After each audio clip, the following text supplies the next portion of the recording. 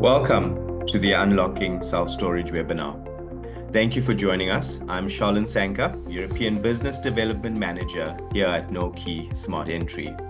Today I will be chatting to a superstar panel of industry experts covering the topic of insights, innovation, and the digital shift within our self-storage sector. Before we move on to introduce each panelist, just some housekeeping. The webinar will run until 11:15 GMT. The last 15 minutes is reserved for Q&A. So if you have any questions, please submit them in the Q&A function below. We'll also be running interactive polls throughout the session, so keep an eye out and share your thoughts. Please also note the webinar will be recorded. With that out of the way, let's get into it and introduce our panel. We'll kick off with Rahul, followed by Laura, and then Robbie. Rahul, the floor is yours. Perfect, thank you. Hey everyone, I'm Rahul, Managing Director of AMAX Marketing. We're a digital marketing agency based in Northwest London. We've been inside of the self-storage space for over 3 years now. We cover SEO, web development, a little bit of PPC and social media. Laura. Hey, thanks Rahul. Hi everybody. So I'm really excited to be here. It's a fantastic panel, and hopefully we're going to be sharing some of the latest trends that are shaping self-storage, because there's lots going on, lots of change. So those of you that don't know me, if you've not heard of me, my name is Laura Moxham, and I am the founder of Your Business Angels, which is YBA PPC. And we're a specialist digital marketing agency that helps self-storage operators, and we focus on helping them grow their business through Google Ads and advanced digital strategies. So we work with a number of different self-storage clients, ranging from those that are literally opening up to those that have multi-site locations. So in the last 12 months, we've generated just over 52,000 leads and managed over £1 million, £1.3 million in ad spend for storage operators. So with that comes data, insights, and hopefully we'll be able to share a lot of those with you today so that you can take something really useful away. And also we're a trusted supplier with the Self-Storage Association, which means, we kind of go really deep into the industry insights and data and all those kind of good things, that really the whole focus is about bringing you more leads and, not wasting money on things that aren't doing that. So who do we work with? Well, we work with self-storage companies across every stage of their journey, really. Those that are starting out. So if thinking, right, well, we need a Google Ads account. Where do we start? What this is all about?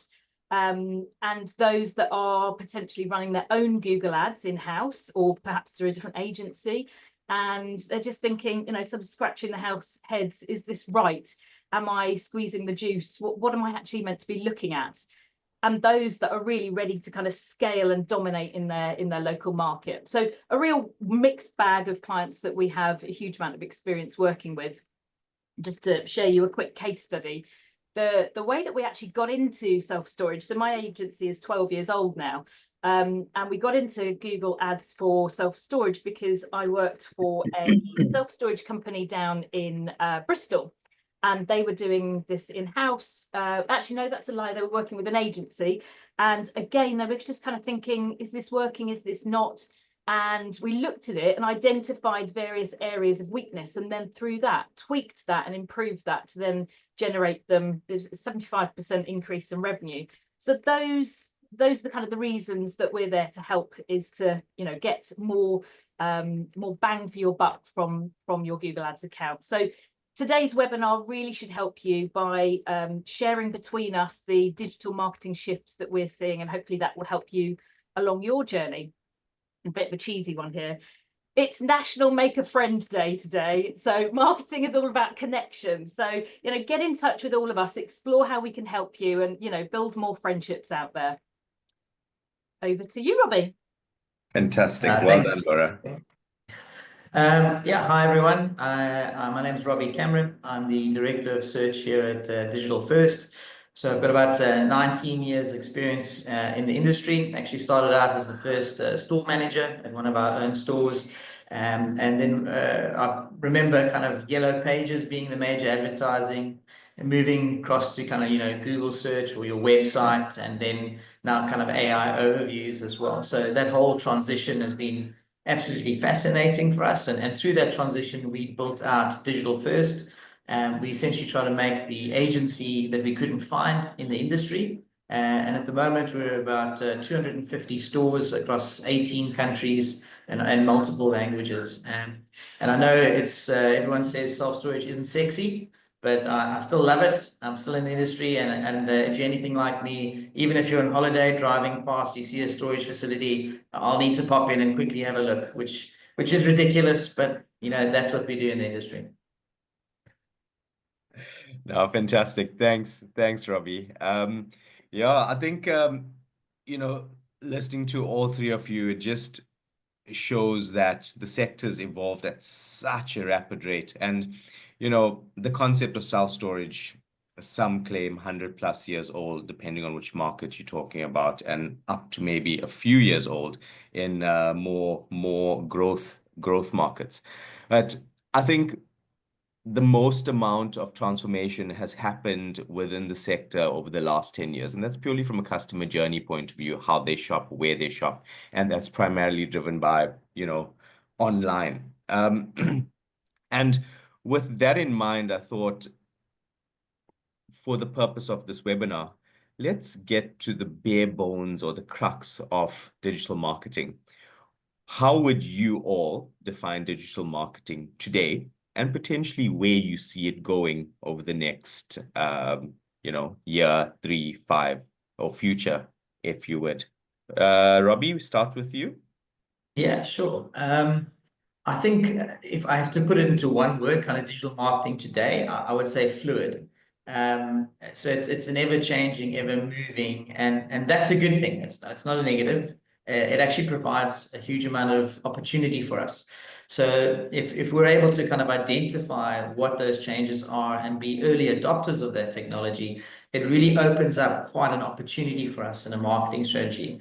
So I think like the rest of my colleagues here, we Google partners as well, which means we get access to kind of beta products. And the advantage we'll have is obviously having a clear understanding of self-storage and the product and the industry. It's not an e-commerce product. There's a needs-driven, there's demand drivers, etc. So having the fundamental understandings of a self-storage facility and its operations and actually how it works, and then overlaying this kind of evolving digital marketing landscape, I think is invaluable. And we often get access to these beta products. An example might have been Performance Max campaigns that we've known for quite a while. So having access to it early allowed us to test these things and actually understand that in certain situations, it does what it says on the tin, it drives as many conversions as it can for the price that you pay. But we've learned actually in certain situations it negatively impacts your performance as it cannibalizes organic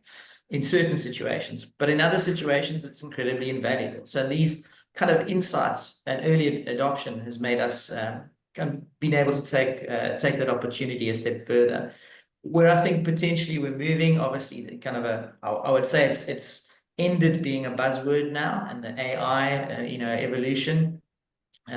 So at the moment, we've got AI overviews in the Google search results, but we can't ignore other platforms. So DeepSeek from China has just come out, but you've got Claude from America, Anthropic's ChatGPT, and we can go on. China, Russia, all have a model that we're working on. But what does that actually mean for us for self-storage? What's the result? When the user types in that search, are they still using the Google platform? Potentially they're using kind of Meta's AI, which is in the WhatsApp, which I actually tested out this morning. You can kick the AI and look for self-storage near you. That's actually using Bing's search engine. So it's important to understand that there's a Google, there's a Bing, there's an Opera, etc. What search engine are people actually using? And so back to my point is it's fluid, which provides a wonderful opportunity for us digital marketers and keeps us in a job. But also understanding that means that we can drive inquiries, genuine inquiries through the store. And part of that ever-changing landscape will be the operational question of showing prices or not showing prices. Now, how does that affect performance? How does that affect what ads we're running?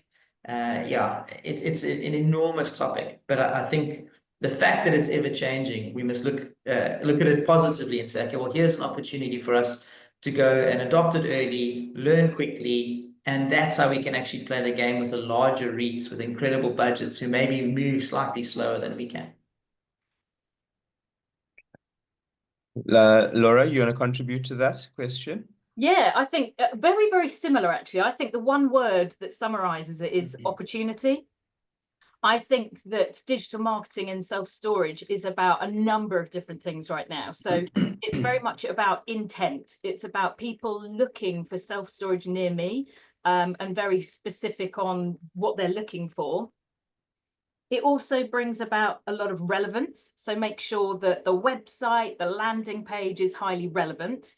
Now that's going to evolve as AI, as other things come in, but the same thing will apply. Relevancy is so key for whether it's a student looking, whether it's my mum or grandparents that are looking for storage. So it's that real plethora of people that are looking. So relevancy has got to be key. You know, technology will evolve, but marketing doesn't change. You've got to say the right message to the right person at the right time. And you've got to be agile and fluid, as Robbie said, with your marketing and what you're doing. So intent and relevancy are really, really key. I think personalizing the journey is going to be very, very key as well. So not just on the landing page, but also when you're speaking to them, make it very, very relevant, make it personable. I said at the beginning, it's about making a friend. You make a friend before you make a sale. It's personalizing that journey. Also, it's about data. Now, you don't need to geek out too much, but be really aware that data is going to be a very important part of this journey, because unless you've got the accurate data, and data is going to be slightly diminished in some areas, you're not going to be able to make the right decisions. So I think there's a number of different touch points, but we're seeing a massive shift towards really intent-driven marketing, and data is going to be really important here. And when I say data, I'm thinking about the shift with your client relationship management systems. So ensuring that you're tracking the right data into your CRM and then pushing that back into, say, Google Ads, so that you've got the right data and you're making that right shift. And it brings me to my last point, which is that it's getting more and more competitive. It's a fantastic industry. So more and more people are coming to the market. So you're going to have to be smarter and think sharper than the others if you want to stay the top of the pack in your local area.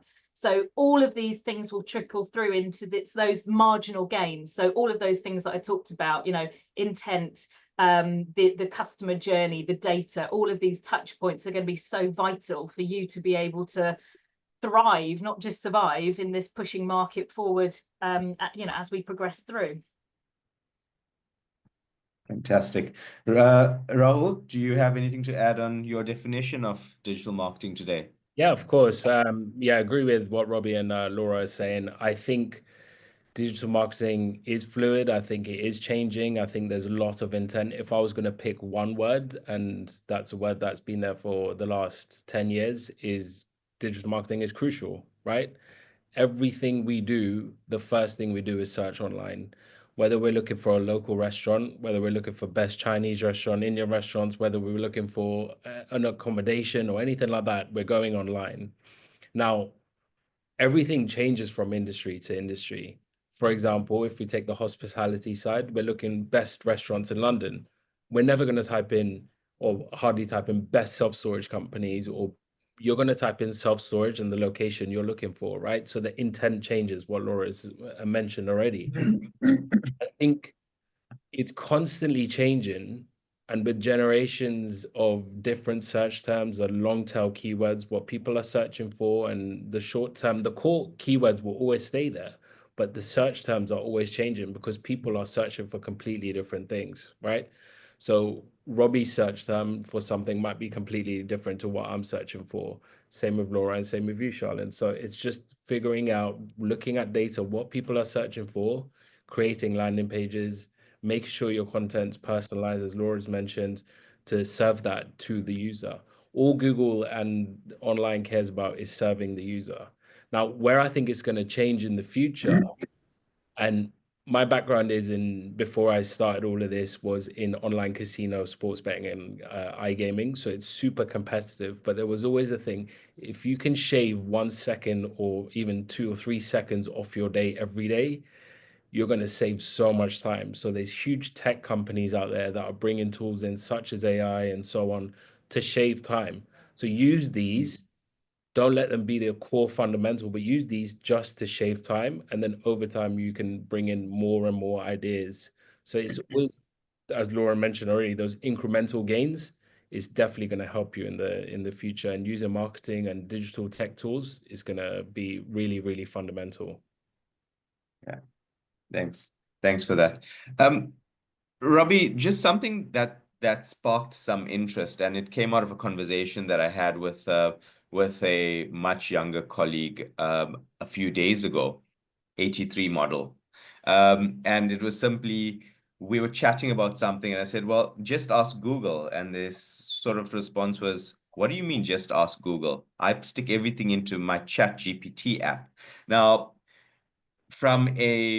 and I appreciate it's still early days, but from a Google PPC advertising point of view, today, where a lot of budget allocation sort of gets swept toward, looking forward, right? What can our viewers expect in terms of, diversifying that spend across different platforms, and be it AI gen platforms or incorporating some sort of direct marketing to that? And do you feel Google will then start to taper off? I mean, I just want to get a sense check of that point. Yeah. Shalin, you probably hit the one question that keeps me up at night, which is what happens when Google breaks, or if Google goes down, the monopolies decide they decide it is a monopoly, let's break this up. And then where do we generate our inquiries from? And so with the multiple kind of countries that we're in, obviously Google's being the predominant search engine, and most of the traffic is from Google. And in fact, unfortunately, we find the heavy reliance on paid as well, where most of the traffic would come from paid sources. And it's kind of our job to kind of bring that down and say, well, can we get the organic part of it to list more, so that we're paying less, and we can actually use any saved budget on long tail keywords, as Rahul mentioned, different searches. Now in ChatGPT, it's they need to monetize it in some way. The current financial model wouldn't be working with a subscription model. It's actually, that won't kind of pay the bills. They'd eventually have to put some sort of advertising model on there. But what you're really looking at, and the AT model, by the way, so what they're looking at there is an intent. So I think a lot of people are popping onto these search engines to complete tasks, make documents or investigate or do some research. But kind of service-orientated products like a self-storage are often getting searched still traditionally in your Google or your Bing search. Not to say that we mustn't be aware of it and that the search volume is growing. Now, we've been monitoring it quite closely, and we found that it's important that you understand the SEO impact here, because OpenAI and Meta actually piggyback off of Bing's search engine, not Google's search engine. So how do we actually rank and affect our listings on Bing as opposed to Google, and how do we kind of hedge our bets in that sense? So we've got to comply with very specific SEO guidelines to make sure that our website is ranking, the content we're producing is important, all the technical aspects, the schema markups and H1s and meta tags and alt descriptions, speed that Rahul mentioned as well is very important for your website in terms of your rankings. But all of these things together would help us rank on multiple search engines. I incidentally did ask my daughter the other day, which is 16, where would you search this? Not Google, Dad, TikTok. I'm searching, if I'm looking for a new product, it's TikTok. So we do monitor this traffic trend. I've seen a big jump in Bing, and then as the kind of hype of the AI has kind of settled, and people are using it, I think, for more what's intended, that has reduced back down to what I'd call more traditional levels. But there's still a good amount of inquiries there. So I think we need to be aware of it. At this stage, you couldn't advertise, on the OpenAI or DeepSeek or Claude platforms. But it's not really about advertising for us at the moment because we don't have that opportunity. It's actually understanding when that question gets asked in that platform, how do I rank? And so we've actually got a project that's been going for 6 months at Digital First, which is deconstructing the AI overview section of Google search results.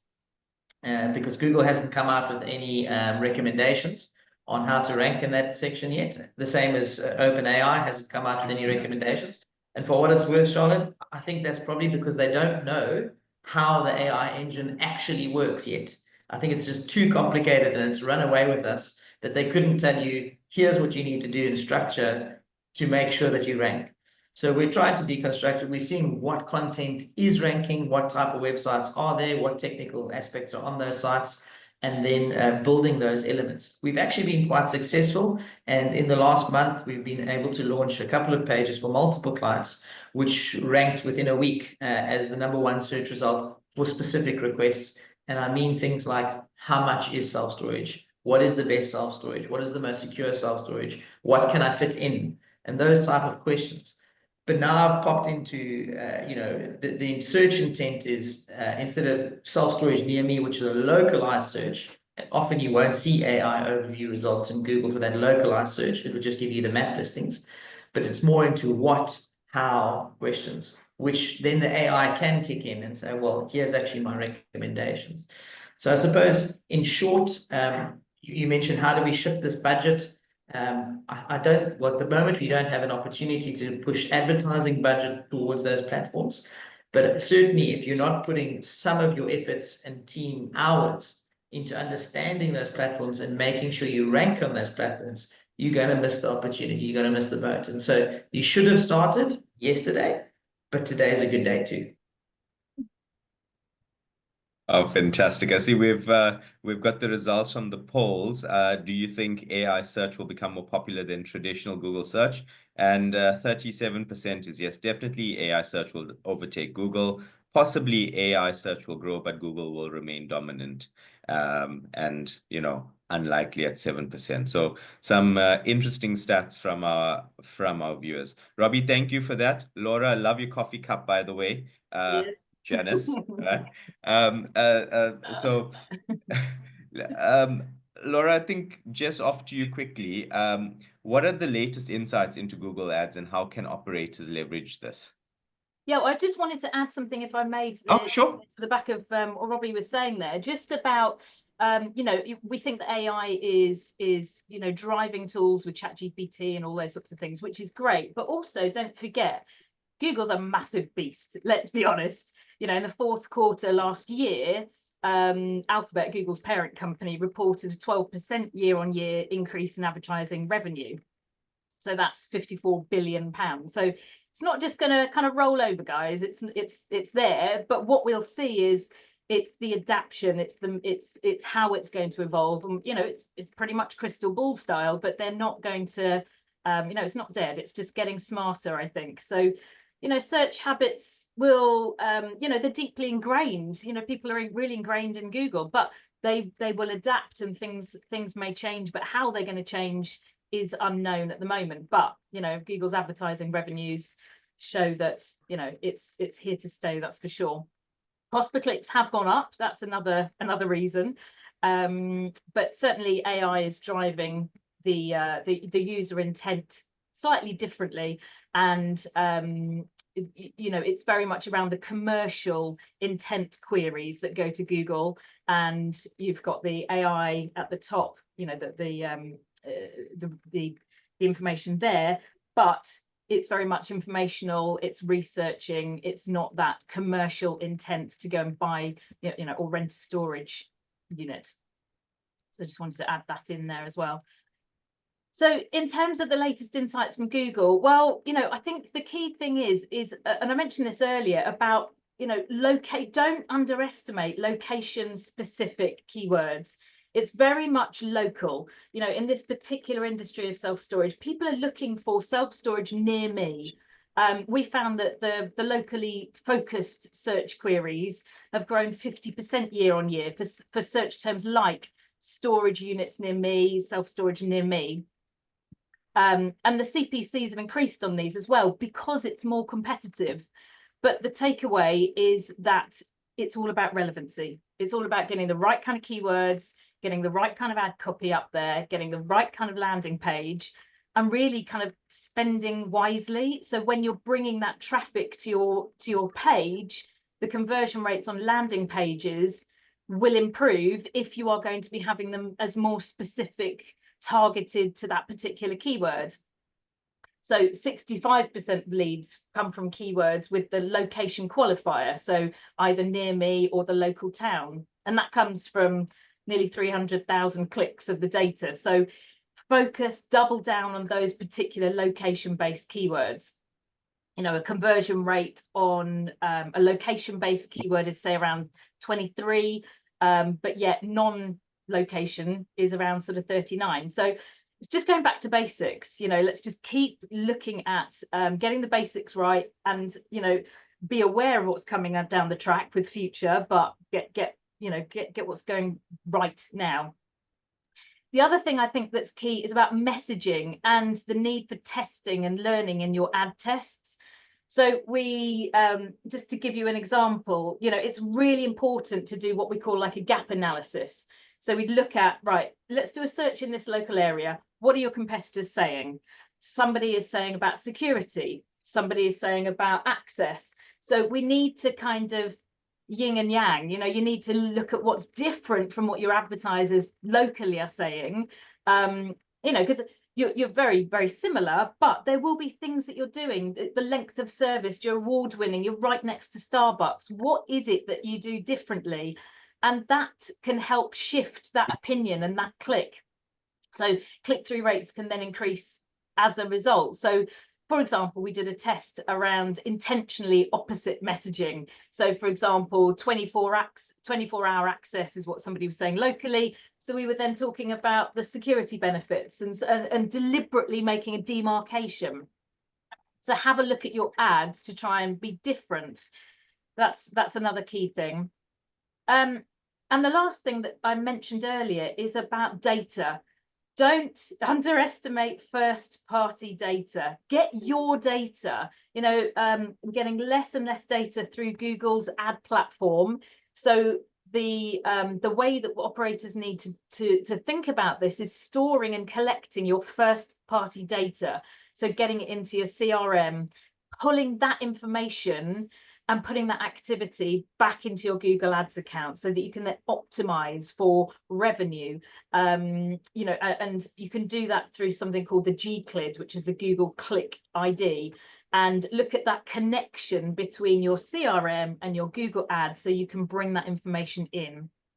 It didn't matter so much a few years back, but as we've said, it's more competitive.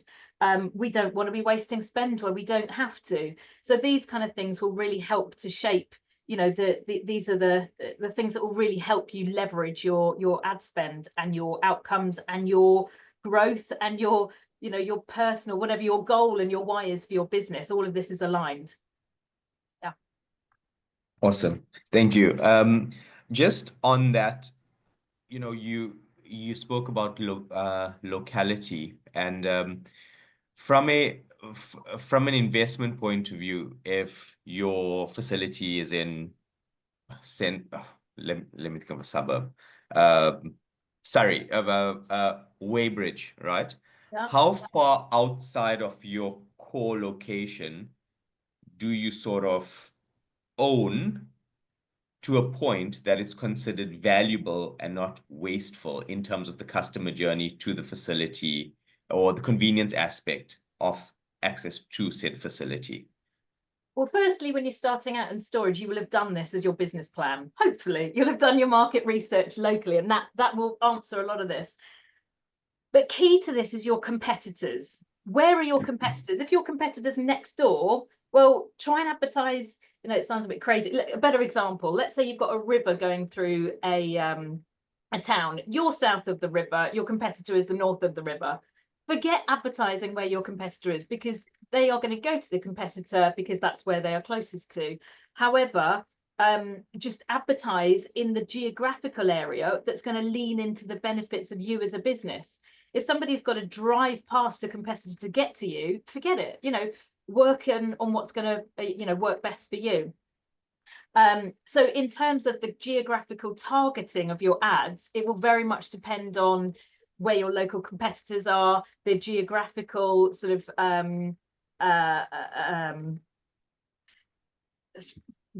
face of the location. So I think you'd need to do your own research, and it's on a very case-by-case basis. So for example, if you're in a farm in the middle of nowhere and you've got no competitors locally, you could do like a 20-mile radius. If you're in a city where you've got this river running through, well, look at the ads, look at Google Maps. Where are your competitors? Right, we're going to advertise in this particular area.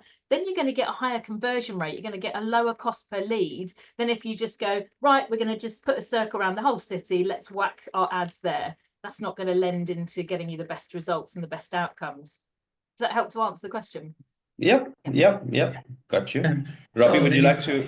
Yeah, just piggybacking off of Laura's comment as well. We see a lot of accounts in the audit process where there are massive location errors in targeting, but this is actually fascinating, and unfortunately a lot of our clients have trusted us enough to kind of export map pinpoint location data, and so often we'll just use current and past tenants, and we'll produce like an interactive map which will just say these are the areas that our customers are coming from. Now, we obviously mustn't break the fallacy of, okay, well, if they're coming from here, that's where they are. You also want to look at the areas where they're not coming from, saying, well, are we missing something? You know, are we targeting? Is there different messaging? Is it a commercial zone as opposed to a residential zone? Can I change my targeting to say, okay, well, I'm going to split it out, that I'm targeting residential ads here and commercial ads here, those type of elements.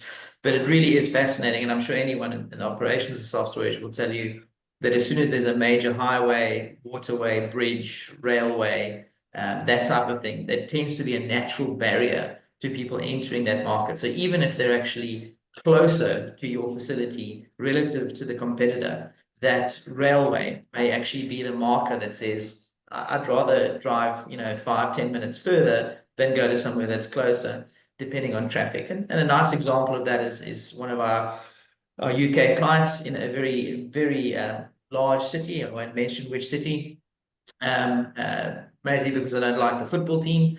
But the one side of the city has self-storage, and so does the other. And so someone driving across the city, through the middle of the city, they're quite unlikely to, even though it's relatively closer geographically, they wouldn't travel that just because of the traffic. And so that would detail us how we're going to target and where we're going to target. And there's crucial to partner with the client to say, listen, well, let's have a look at where your clients are actually coming from, and let's use your local knowledge to understand, what is in the market and where should we be targeting. But really important. Yeah. Thanks, guys. Rahul? Yeah, just to add to that, actually, it's really interesting, and I agree with what everyone's saying. But one of the ideas that I thought was really good, and again, what Robbie said, is targeting the right customer.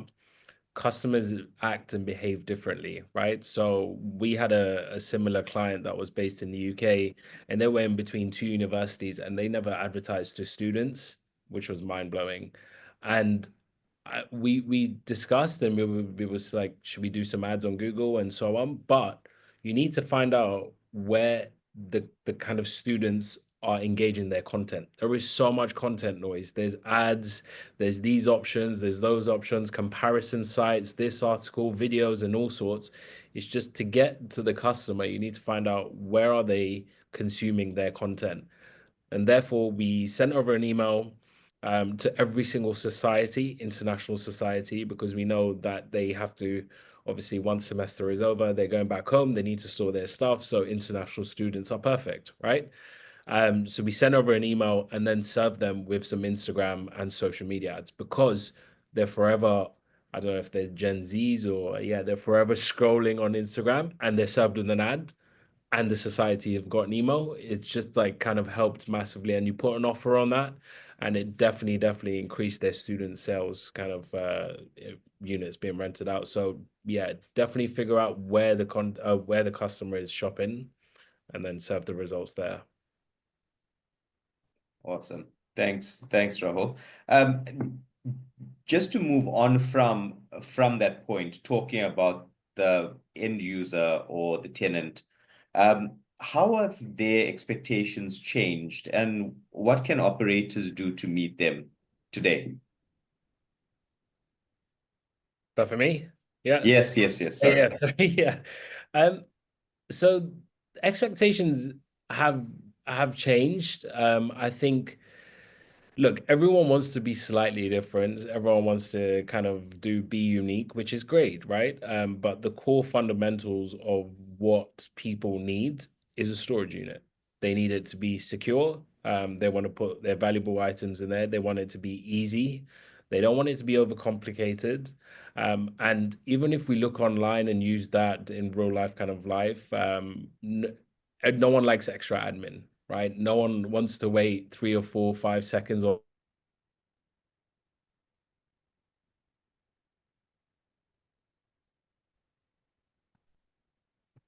Am I frozen?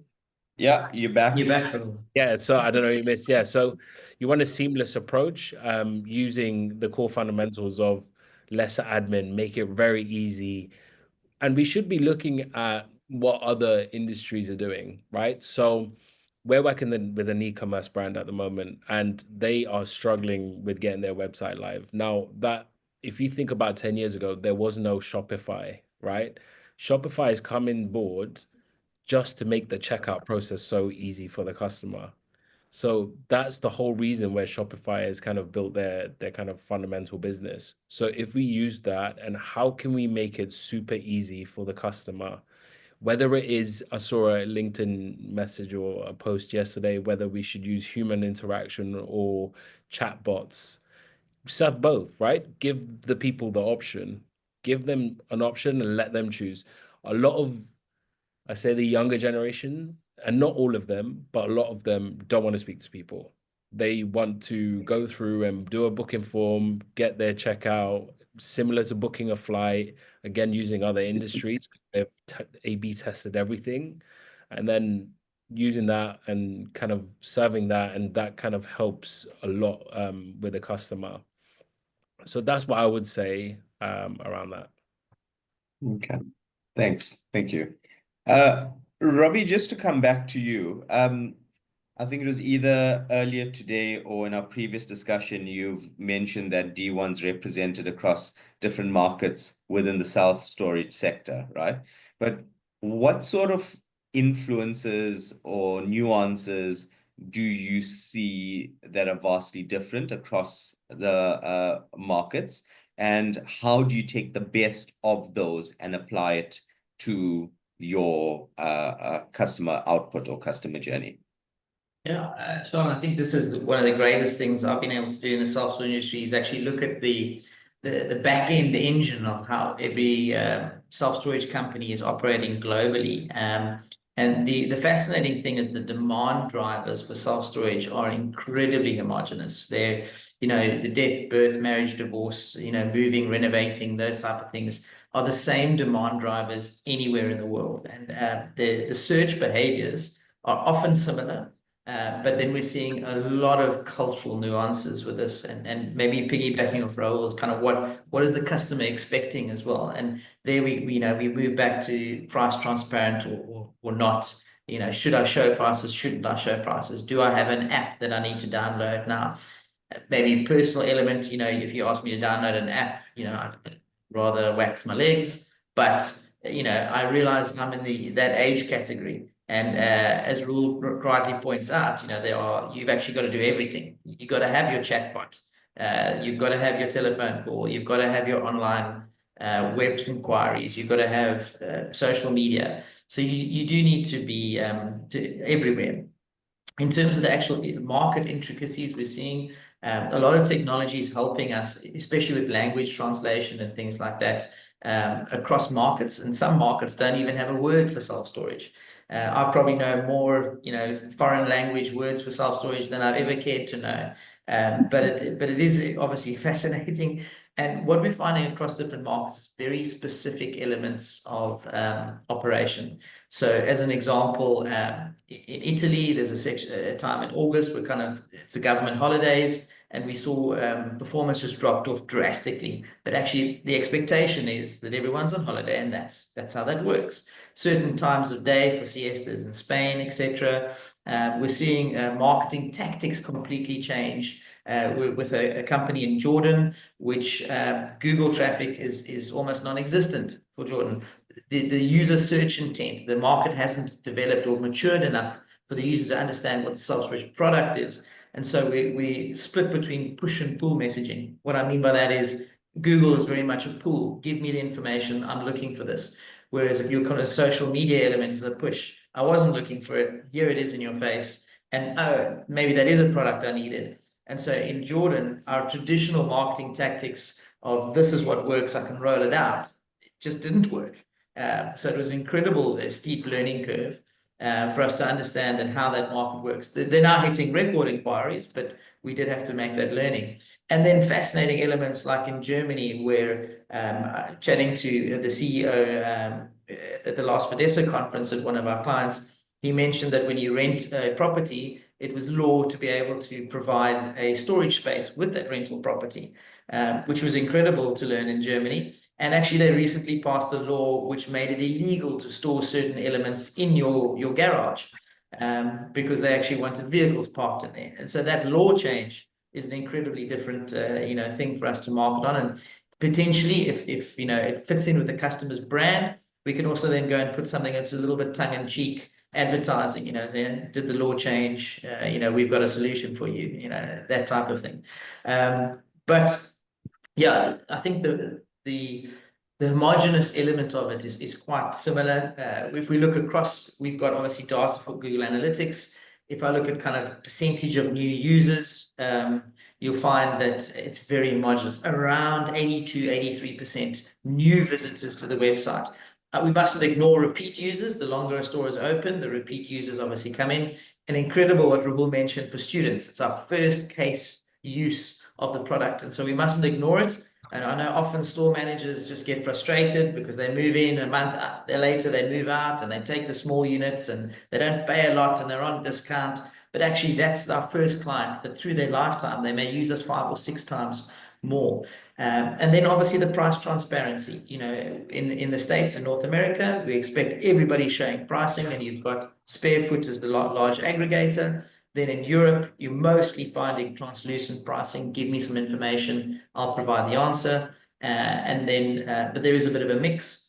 And at the same in Asia. And then you'll ask me, okay, well, which one works better, Robbie? Yeah, we've got some data on that, but I'll keep that one close to my chest as well, because that's some testing that we're doing with our current clients.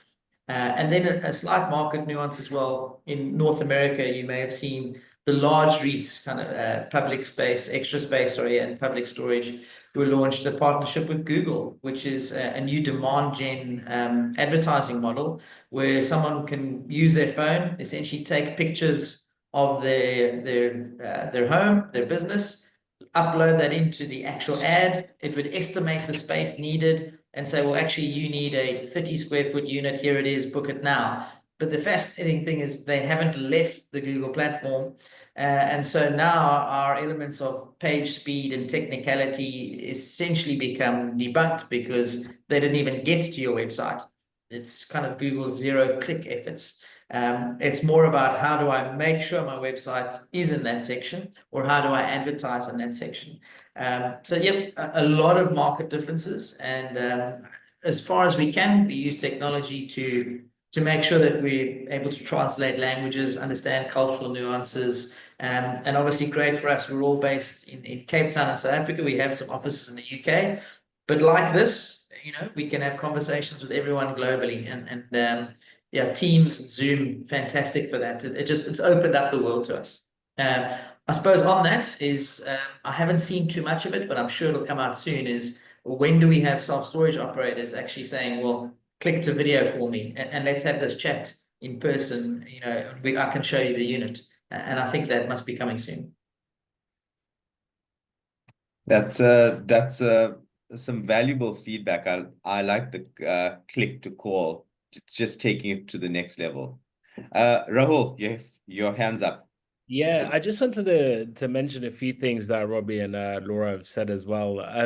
The first thing is I definitely agree with Robbie in terms of apps. It's we get a lot of requests saying we want to build an app, but what is the purpose? Always remember what is the purpose of that app. And when you can't answer that, then there is no need for that app. If the app is to unlock doors and so on, then there's a purpose, right? So that's something to always mention. Everyone wants to be different, but just think about the fundamental core of why you're using it. The second thing was when Robbie mentioned tactics and Laura mentioned data earlier. Data is your best friend. Use tactics and use data to come up with offers. Right now, I love looking at other industries, and I think everyone inside of the self-storage potentially industry needs to be looking at the flight space or the aerospace. They need to be looking at other industries and what they're doing, and can we bring some of those ideas into here to make it much more seamless. So if we look at Skyscanner, you simply search, book, pick your seat, check out. Super easy, right? If you look at, for example, whoever goes gym, like you look at that gym kind of industry, why is it £1 signing on fee in January, and why is it £1 signing on fee in April when the sun hopefully does come out in the UK? Like there is obviously a tactic behind that. And another one, I drink like protein shakes, right? So the protein shake company I use is called Bulk. And the last few rounds I've bought it, they know there's 83 scoops that I get if I'm drinking one a day. When I get to 3 or 4 weeks and it's running low, there's already promos that are hitting my email address. So they already know, they've tracked the data, they've looked at it, and they'll be like, oh, I'm going to send them an email. And then reserve now and you get £20 off. It's a no-brainer. And I buy it, right? So it's using data, it's using those tactics and marketing it really well. So it's just something I wanted to mention. Definitely worth looking at other industries. Yeah, that instant gratification concept is great. You know, just you feel as though you are achieving a win by the value that's exhibited. So that's a good example. Um, Laura, how are AI chatbots, GPT, Gemini, etc., changing how facilities are discovered compared to traditional SEO?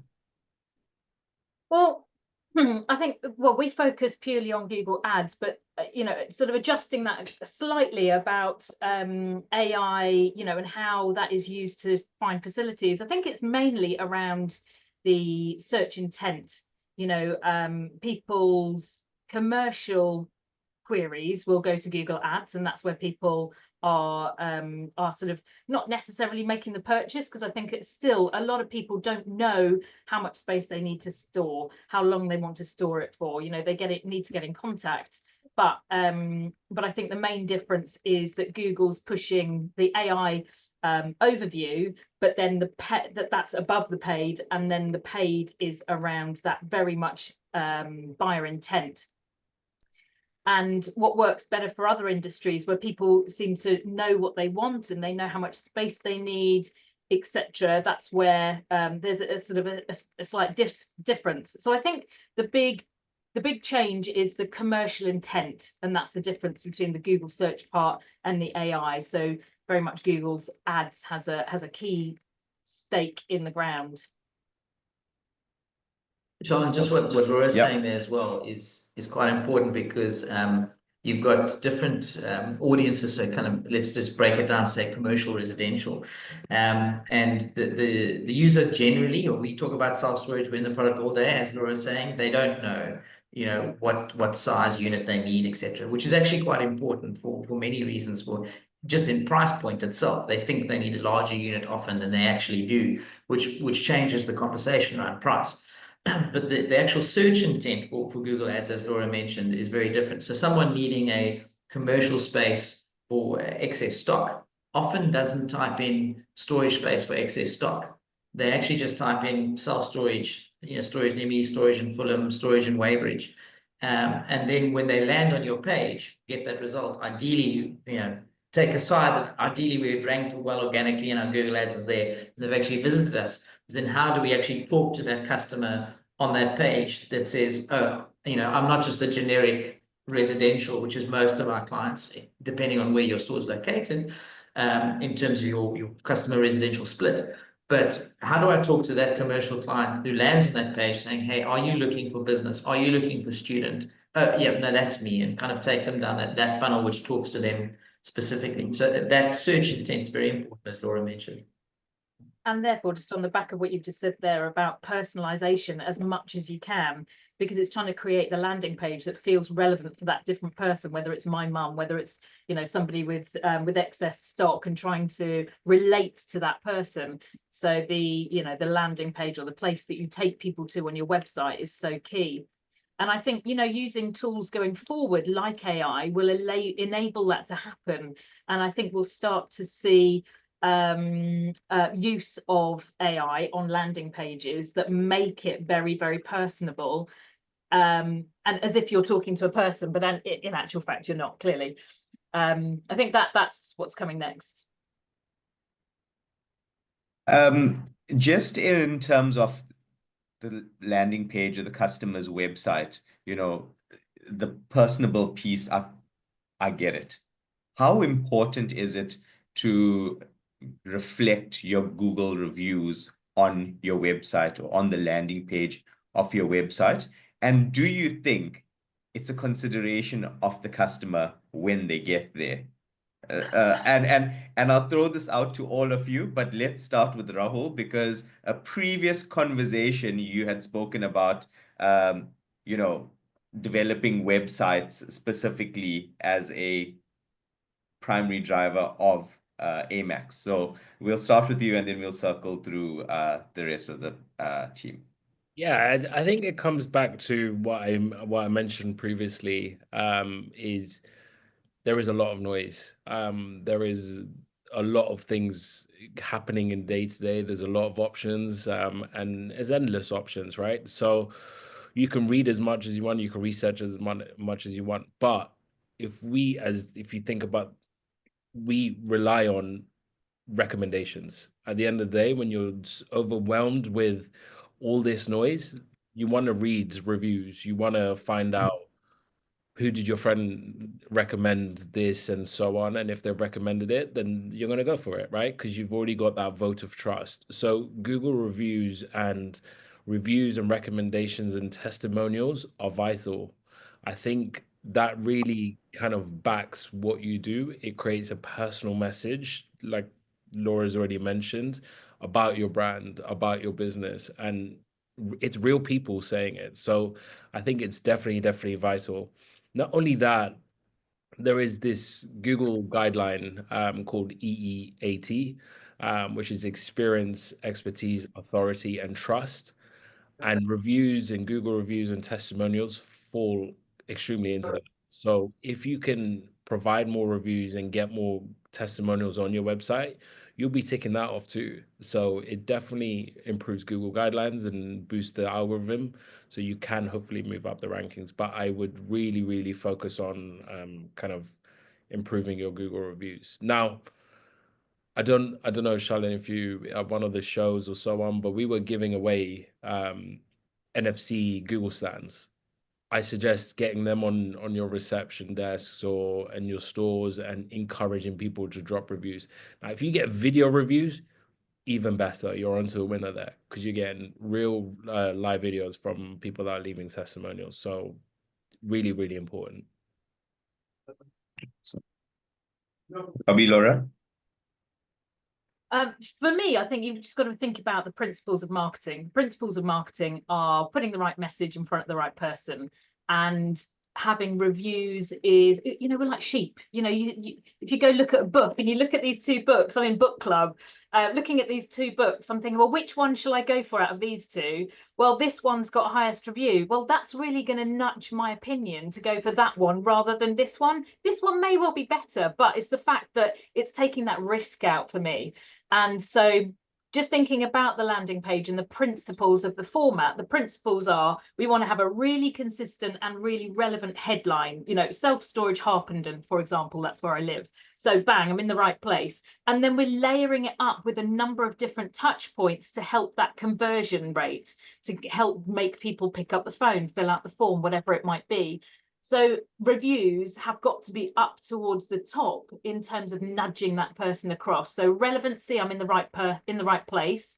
You know, with principles of marketing, it's about get the headline. The headline, the goal of the headline is to get them to read the next bit. It's not to get them to pick up the phone, it's to get them to read the next bit. The next bit is to get them to read down the next bit so that they then have confidence to take the next step along the line. So I think that it's really important, again, principles of marketing, to differentiate. And if you can differentiate because you've got more reviews and you are more relevant, you are going to have a higher conversion rate on that landing page. So yeah, absolutely, bang on, get reviews, make more friends out there so that they will then be encouraged to have a fantastic experience. It's got to be the foundations of your business principles. And then that will trickle through into the revenue. Well, yes, into the revenue too, but into the reviews that you get as an outcome too. Robbie, Yeah, do you want to add I'm to laughing. that? I'm smiling immediately, Shalin, because recently there's a bit of a debacle with Google on Google reviews globally. In the last kind of day or two, a huge number of reviews have been disappearing or deleted from Google business profiles, and essentially Google remaining tight-lipped. But from what we can get from it, they're saying, listen, it's a bug. What we actually believe, whether it happened or not, my personal opinion is that they've kind of upped the ante in terms of what they mark as fake reviews. In other words, did a lot of the reviews recur from an IP which is in your store location? Are they families and friends? Has that person even visited that location? Because they've got location tracking elements on devices. Potentially someone's left a review that hasn't visited the facility they're reviewing. Or they work there, or it's family and friends that work there. And so they're really crunching down on that. And we've seen a huge number of reviews. And certainly if you go online, most of the forums are just full of where are all my reviews. The latest we have is that Google's saying it's a bug and we'll put it back. Our link, we've got a specific dashboards we built with Google's API, which is pulling in the number of reviews. And we're actually saying that the reviews are still available, so they're not deleted. The API is actually pulling the correct number, or the old number, shall we say. So we've got a real number. But at the moment, if you popped on, you might have found you've lost between 20 and I've seen some cases of 100 reviews being lost. So it's significant to a business, and certainly it is a factor that makes your customer's decision on whether to choose you. So like Rahul and Laura, I'm not going to disagree at all. Yes, go get reviews. And actually, it's probably the one thing you've genuinely got control over as a store manager at a facility. And we know, you can automate an immeasurable number of things that as someone comes in, 3 days later, you can send a text message or an email reminder, please, great, of course you should do it. But actually asking for that review face-to-face with the store manager saying, hey, can you do this for me? So we've got several clients who've run incentive programs for store managers saying, well, hey, if you get reviews, you get this. Obviously not negative reviews, you've got to put some rules in place. But actually that has driven a fantastic number of reviews. I might be, the old school where maybe I don't trust everyone's opinion, so I'm still going to go look. But the fact of the matter is, if the rating is below 4.5, I'm probably not going to choose that facility. I'm going to go and choose a facility which has more reviews. And the same, a 5-star rating with 10 reviews, okay. But if you've got a 4.7-star rating and 300 reviews, okay, that's the one. So it's not just about the quality; it's about quantity of that element as well. But love the idea, little QR codes in the store, review me here, that type of element. At the moment, our big thing is what happened to all the reviews, why they're getting deleted, and hoping Google who puts those back. The other thing I would suggest is, yes, we there's the debate around reviews, but also just a simple testimonial, just a quote with a picture or a video on that landing page as well is really, really impactful. you know, not enough people do it. So there's two elements to this. There's, you know, like I said, it's about being sheep and following what's going on with the herd. But if you can have a little testimonial with somebody saying it was fantastic, I feel really safe, it was really well lit up when I came late at night, or whatever, something like that. And that is in like speech marks, just on the landing page with a picture to make it human, ideally with a video, then that's really helpful too. In terms of, I'm talking about the perspective of increasing that conversion rate when somebody hits your landing page to help nudge them over the edge. But also, I want to mention on that, definitely for the landing page, Laura. I think also just responding. I think Rahul mentioned just responding to those Google reviews as the owner. When someone leaves you a review, negative or positive, you know, responding on that review. And we actually used some AI tools to automate the responses as well. So we plugged in ChatGPT with Zapier and our Google business profiles so that it would automatically respond to reviews, and obviously the specific keywords that would be picked up in there as well. You do need to be a little bit careful because sometimes it would leave you know, incorrect comments, or which is more the case, you've got to set very specific rules that you don't want to reply to every review. If you get a 2-star review and you're saying thanks so much for the review, really appreciate you, you know, that's not quite the response you want. So you had to set some certain rules in place saying, listen, 4 stars and above, respond like this. You know, below that, respond like this. But it was incredibly helpful, and certainly has saved our team quite a bit of time just monitoring and responding.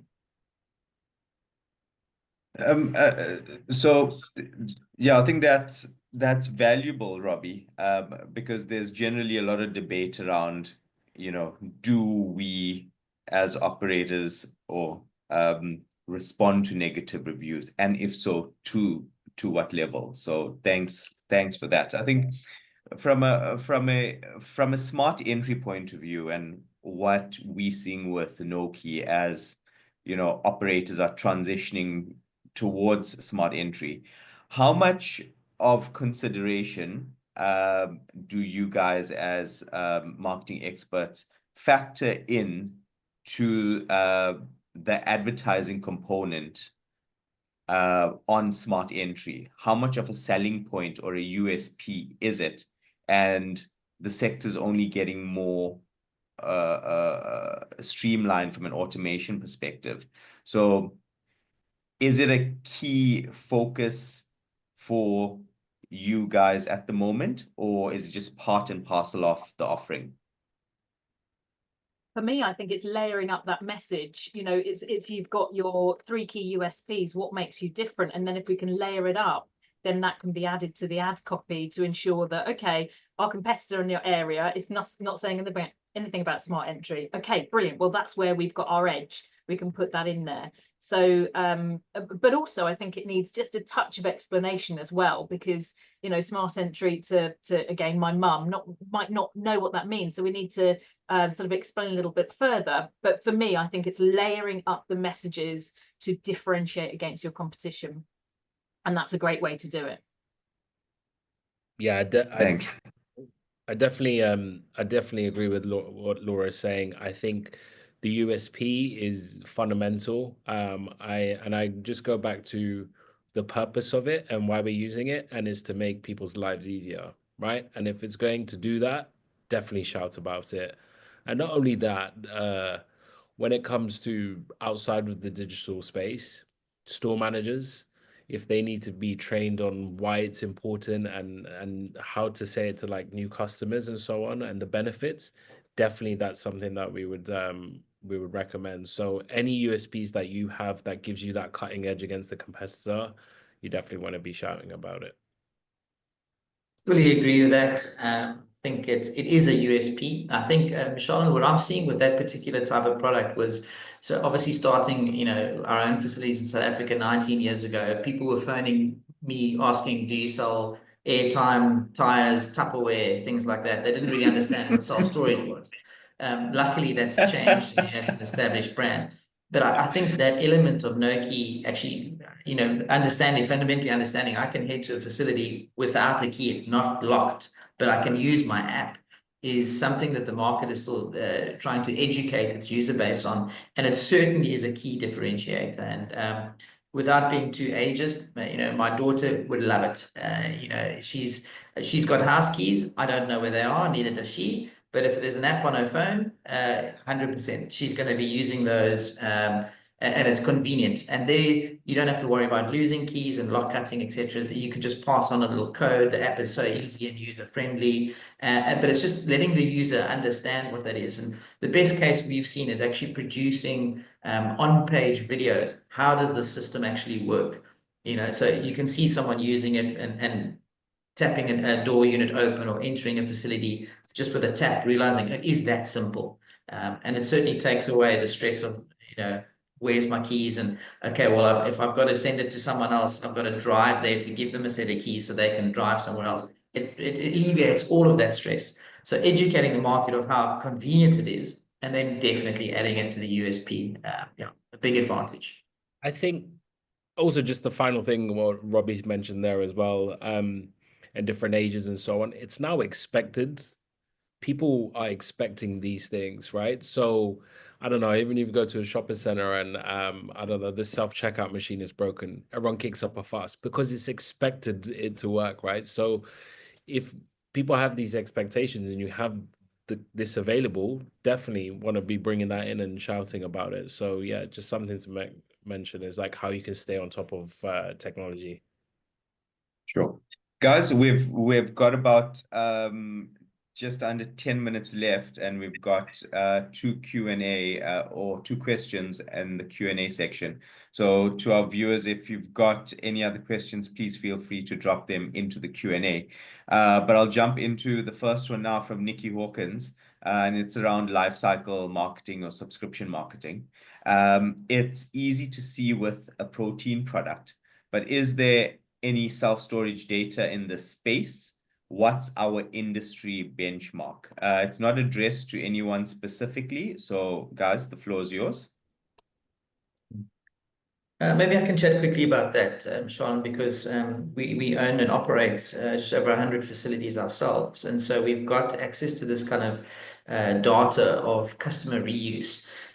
So we try to understand, and obviously can't share all the specifics, it's proprietary information, but there is a kind of a customer life cycle where you'd start to expect people returning and using the product. And often we find your first case use will be students, if I'm just talking about the natural life cycle of a human being. But with a newer product in an established market, the first case use may well be, you know, for commercial intent, you know, my business is growing, or the first case I'm moving home, that type of thing. But the general kind of flow would be kind of, you know, your student, potentially then you're moving in with a partner, or, you know, now you've got your two fridges, 2 microwaves, things like that, or you're moving out of home, and then potentially, you know, having kids, and then renovating, then moving home, changing jobs. And that life cycle isn't linear. Obviously, we know our lives are completely different. You know, yourself having moved from South Africa to Singapore to London, and now you're in the States, where I'm still, you know, in Cape Town, in South Africa. Not complaining, by the way. But that life cycle is very different. So we are finding that there does seem to be, you can generalize that kind of time frame from one use to another for people moving, but it is it's not quite as linear as that, because people's lives are different. But I think the real crux of that question isn't, okay, well, when will they return? It's, okay, well, what do I do with that information? How am I actually marketing and showing that product before they're in that process of actually needing it? And that would go back to kind of your always on campaigns and targeting specific audiences, whether it might be moving, you know, people popping onto sites looking for property rentals would be a trigger that Google may use or Meta may use to say, okay, well, this person seems to be in market, an in-market audience. And then how do I advertise? Do I have a YouTube or a Google Discovery campaign, or a Google Display Network, or a Meta campaign, which is kind of targeting that use case before they actually need it? I know it's coming. Mm-hmm. And we know as a brand, you need kind of 8 to 10 touch points with a brand before you actually make that purchasing decision. And if you can get them in that first one, ideally, then you having used your product before, you'll find them again in future. just to add to that as well, because obviously I think I mentioned the protein product, and it was just more food for thought, no pun intended. But if you think like, look, the protein product is a product, right? And what we're trying to do is provide a service. There's completely two different kind of things that we're going for. Where I was trying to get with that is what exactly Robbie has mentioned is collecting data and using your own data. Now, where I'm based in Northwest London compared to where Robbie's based, the data will be completely different. The population is different. The accessibility is different, right? So that is tracking your data from when people have visited and decided not to go with you, put it down on a CRM system, to when people have completed and are already renting with you, put it down on a CRM system. How long have they been with you? Put their life cycle down, and then use your own data to now start doing what, again, this whole background in casino and gaming is gamify it, right? Like, what's your big bets and what's your small bets? What are the big bets that you're really going for? Google Ads, SEO, consider them as big bets. Social media, TikTok, or all those ads campaigns, they can be the small bets. You want to keep trialing new things. You want to keep pivoting from ideas, and don't do them all, right? So use your data to kind of play around with what you can do. A lot of people, when we build websites, they say they want an Instagram, Facebook, LinkedIn, TikTok, all of these. And I always ask them, can you maintain every single channel? And 9 times out of 10, one or two man person, they can't, right? So I say just focus on 2 social media platforms for now. And then if you can increase that more, then add another, right? So that's just my 2 pence in that. All right, guys, we've got 4 questions remaining and we've got 4 minutes. So a minute a question. Feel free to jump in.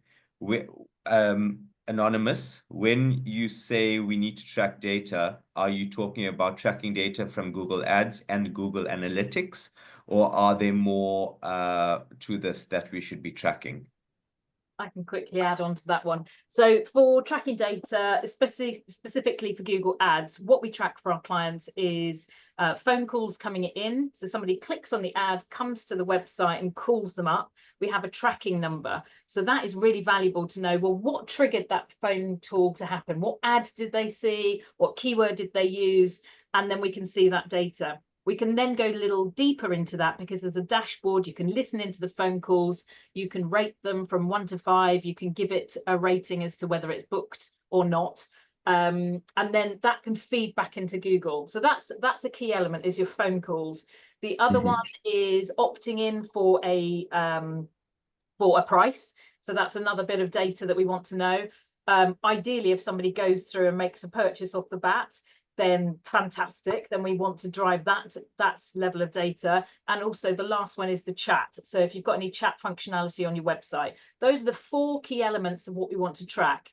That is done through Tag Manager. Tag Manager sits on your website. We put the tracking code in there, and then it can feed through into Google Ads. So getting that data is really, really vital. And like I said earlier, the next stage is if you can link in your CRM system, whatever that might be, through pulling that information back into your Google Ads, then you're onto a winner. That's going to give you a much deeper level of data and insights.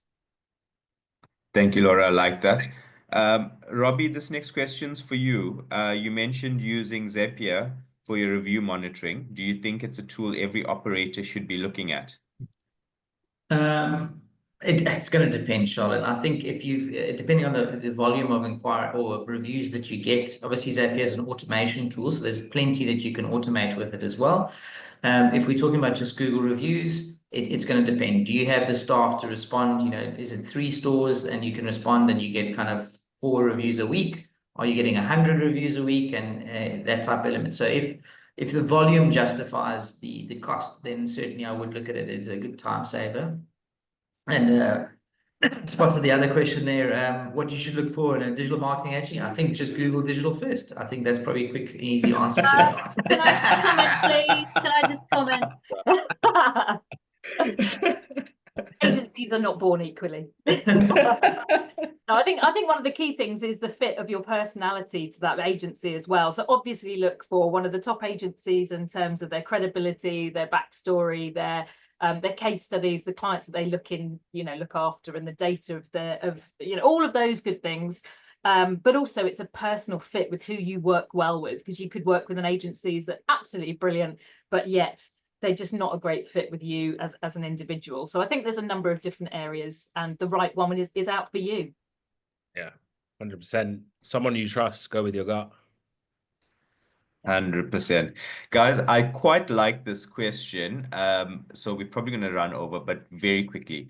When developing an advertising strategy for a self-storage business, should we focus more on promoting our brand or highlighting the specific storage solutions we offer?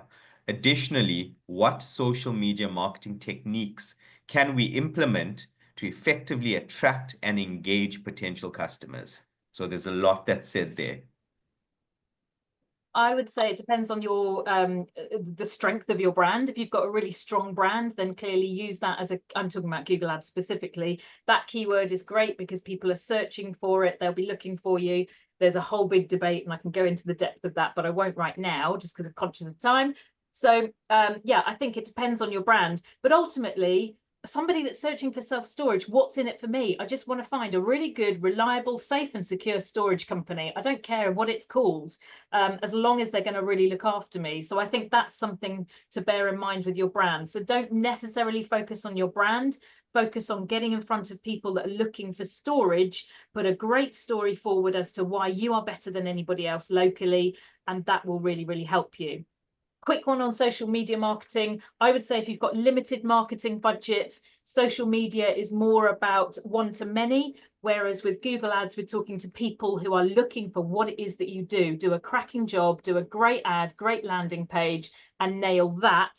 Then once you've done that, you could then start looking into the social media marketing side of things too. That's my 30 seconds. Go. Yeah, very quickly. Obviously, a strategy it's quite in depth. So I would say partner with someone who kind of knows what they're doing in this area. Specifically because it is a bit of a black hole, especially if you're doing branding. It's how much should I spend? Well, it's the Meta platform will take as much as you would willing to spend on it. So if I give you a very quickly high overview structure of potentially structuring a digital marketing campaign where you're making your strategy. I would probably make it location driven. So you're geo-targeting your audience. We have used a number of audiences. We've actually done an enormous amount of testing where we segmented our customer database between residential, commercial, taken the commercial, split that up into specific industries. We've made very specific industry related ads and copy and targeted those specific individuals. And even that high level personalization, what happens with high level personalization is your cost per conversion increases. And so your marketing budget is less effective. And so what we found is reducing that back down to kind of a geo-targeting element with very specific audience targeting, something as silly as travel, although it might not seem an audience that resonates well with self-storage, it actually works quite well on Meta. And then actually having that campaign have multiple ad sets. And what I mean by that is you can test different creative, and certainly we have done so already. Still images, carousel images, video images, what is actually going to work best for that particular geographic region and culture.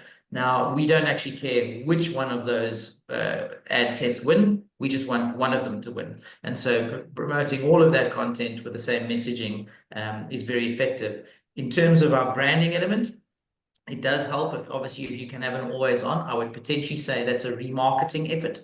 So if someone goes to your website, doesn't have a conversion, you can go put a remarketing campaign on social media, a lot more cost effective than just kind of paper branding it. And the other side is if you're a lot more intentful, to speak to Laura's point, where you're saying like, listen, here's my product, this is what it offers, here's my USPs, look at my beautiful store, and this is what I have to offer for you. That creates a more intentful user when they do visit the website. So we'd have to put together a proper strategy based on each individual brand. High level, those are my thoughts there. Yeah, but again, agree with what Laura and Robbie are saying. Branding strategies, we can go into it for hours, but the high level, again, echoing what they're both saying, is thinking about the USPs. If your USPs are in the storage solutions, let like build a brand around the store, the kind of the USPs that you're providing. If you have a specific story within your brand and how, I don't know, how the business came about, use that to your advantage, right? Shout about that. But at the end of the day, just always remember what is the product and what you're focusing on. And just really touching on the social media side of things, I definitely agree with what Laura has mentioned, is use Google Ads and organic search as pretty much your big bets, because that's where people are consuming data, and social media is ever growing and growing and growing. But just think about where your customers are. And if they are on social media, then start placing your small bets there. Awesome.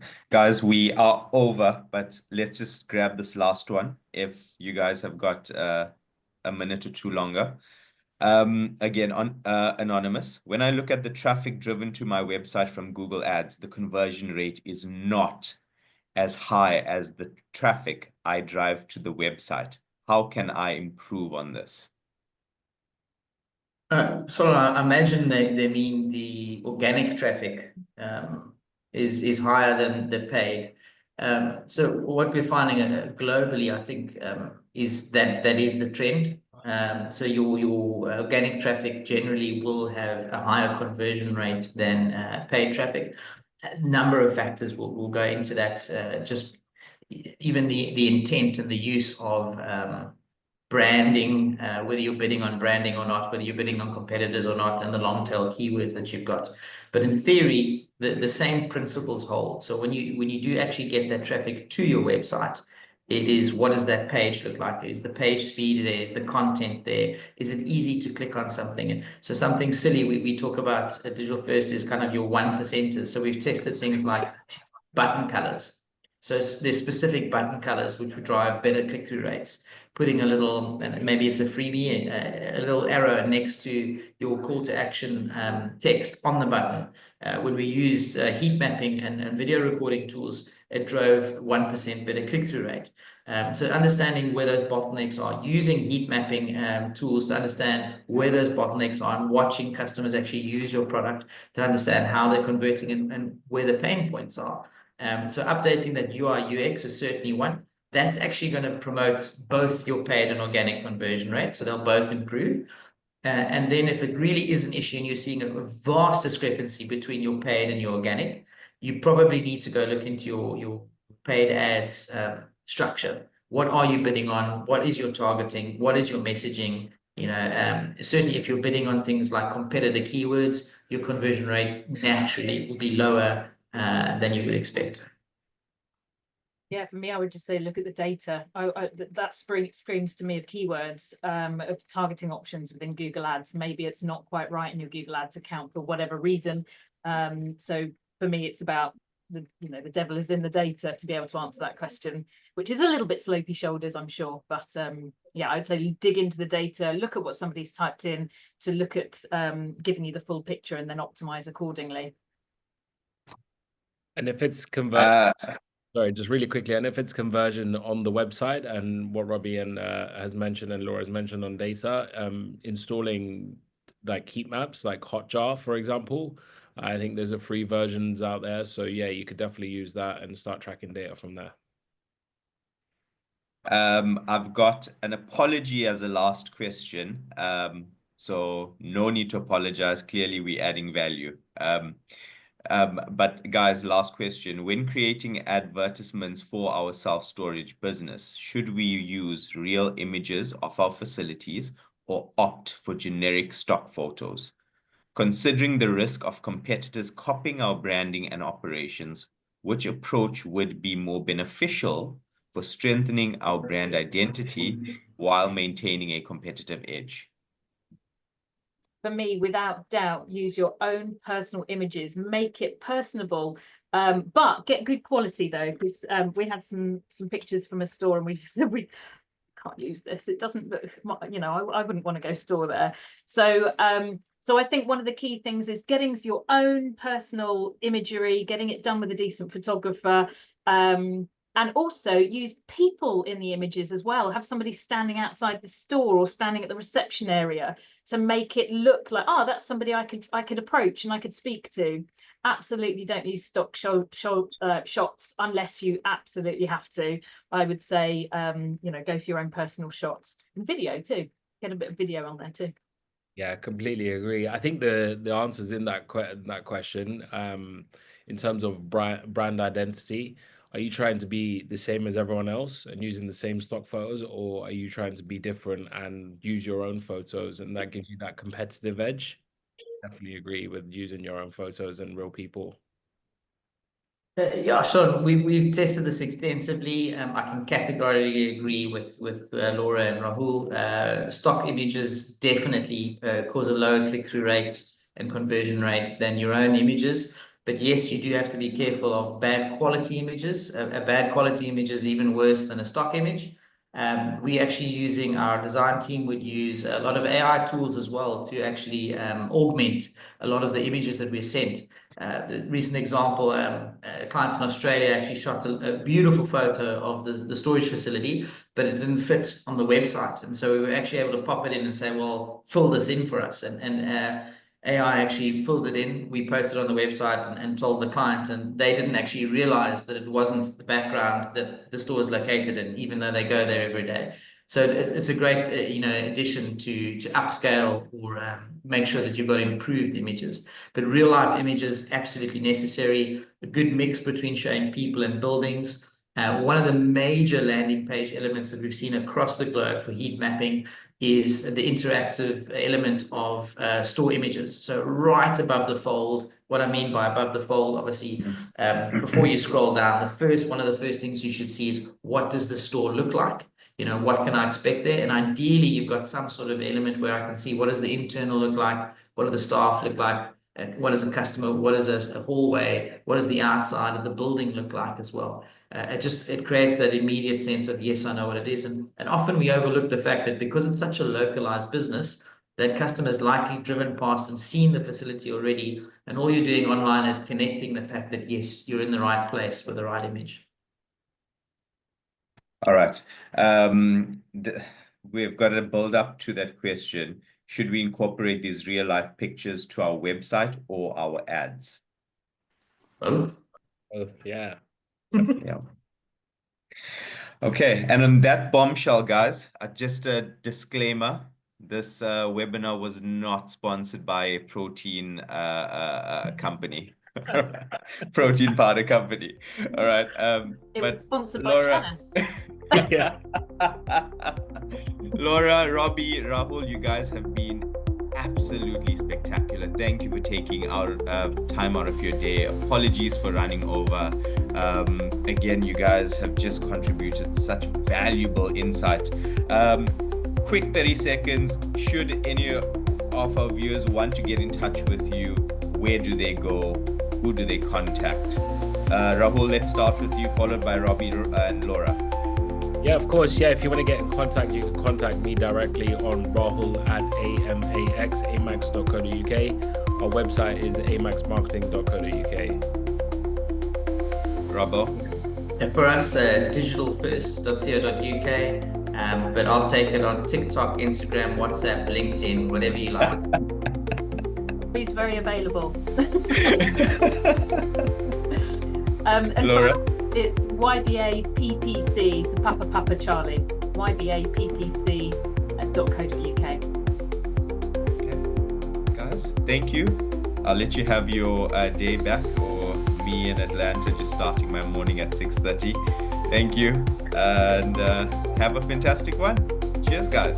Take care.